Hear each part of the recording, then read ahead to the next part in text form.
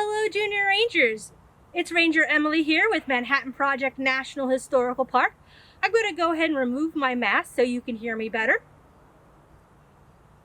Today, I am at Craig Hill Park in Richland, Washington. You can see that Craig Hill Park is a community park surrounded by beautiful alphabet houses. For today's pop-up Playday videos, we are going to be talking about building the Manhattan Project community and alphabet houses.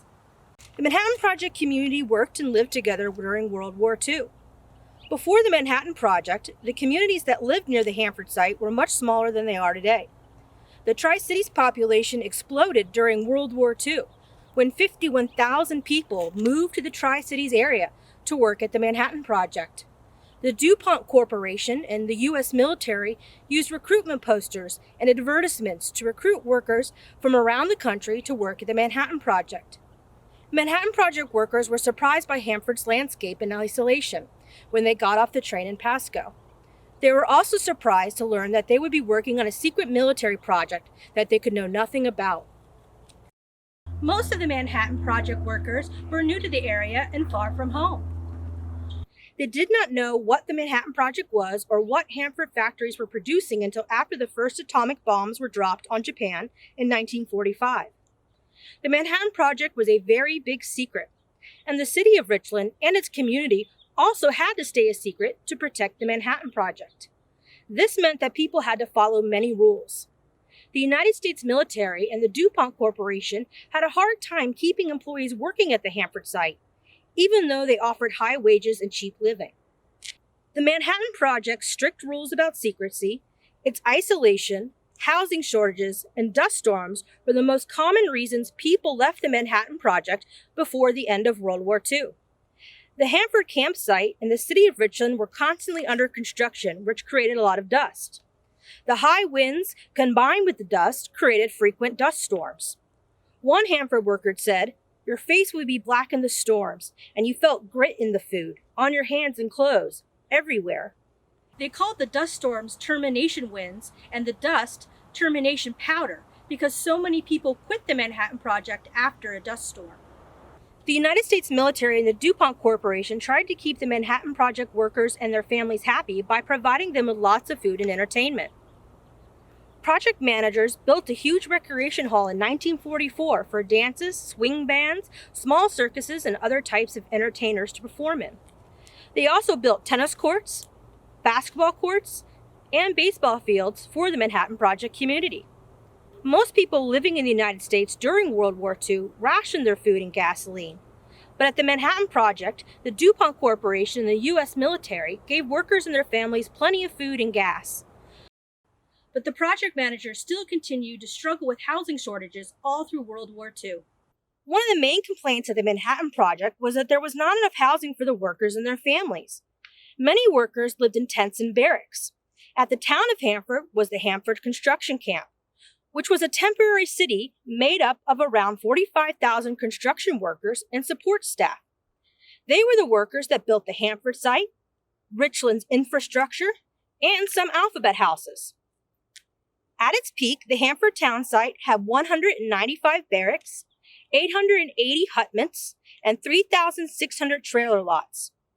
Some workers ended up living in surrounding communities instead of the Hanford construction camp and the city of Richland because of the housing shortage. Project managers also expanded Richland's family housing and public works to keep up with the population growth. They built new roads, schools, dining halls, churches, medical facilities, a bowling alley, a theater, an auditorium, and shops for the growing community. DuPont Corporation hired Spokane architect Albin Fersen to design the housing, neighborhoods, infrastructure, and business center for a new Richland village. Architect Albin knew it was important for people in an isolated secret city to feel a sense of community, so he designed Richland's neighborhoods to promote communal living. People working and living in the Manhattan Project community did almost everything together. They shopped together, ate together, celebrated holidays together. The Manhattan Project children went to school and played together. Architect Albin understood that people living in a secret city would need to get all their needs met locally. The U.S. military did not want people coming and going from the Hanford area. Architect Album designed Richland's neighborhoods with sidewalks and small business centers to promote this type of lifestyle. The neighborhoods had their own shops, grocery stores, pharmacies, salons, and barbershops that people could easily walk to. Architect Album had to quickly design housing for thousands of Manhattan Project workers and their families. He designed different styles of houses and named each house after a letter in the alphabet. The United States government owned the alphabet houses and decided who lived in which type of house. The government assigned workers to a house based on the worker's job and size of their family. Each house also had a class number. Class 1 houses, like the A and B houses, were built for workers and laborers. These houses were the most common types of houses. Class 2 houses were built for mid-managers and engineers. Class 3 houses were built for the most important people working on the Manhattan Project.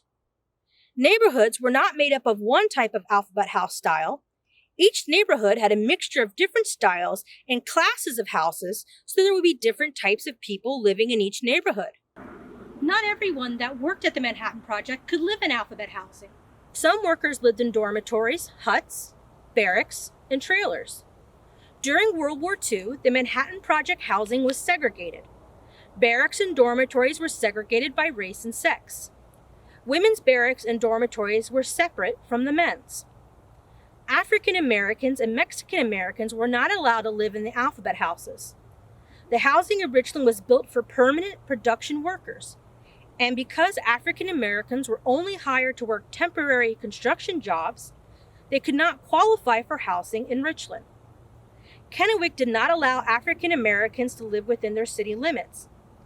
Pasco was the only city that permitted African Americans to live within its borders, but African Americans were only allowed to live in East Pasco, segregated from the white population. Housing for Black workers was shockingly substandard and poorly constructed. African American housing in East Pasco was further away from the work site than the housing in Richland, and African American workers were bused in from East Pasco to the Hanford work site. Mexican Americans also lived in segregated housing, separate from the Black workers and white workers. There was a diversity of people that built and lived in the Manhattan Project community. Some people wanted to leave the Tri-Cities once the war was won and return to their hometowns and families. Other workers valued Hanford's tight-knit community and chose to stay in the area and make it their home. Today, many of the children, grandchildren, and great-grandchildren of the Hanford workers are part of the Tri-Cities communities. Thank you for joining me for today's Pop-Up Playdays video. Remember to complete this week's passport activity so you can earn your Junior Ranger patch or pin. For more information about alphabet houses, check out Teresa and Nancy's alphabet house video on the City of Richland's website. For our next Pop-Up Playday video, we'll be talking about Victory Gardens. See you then!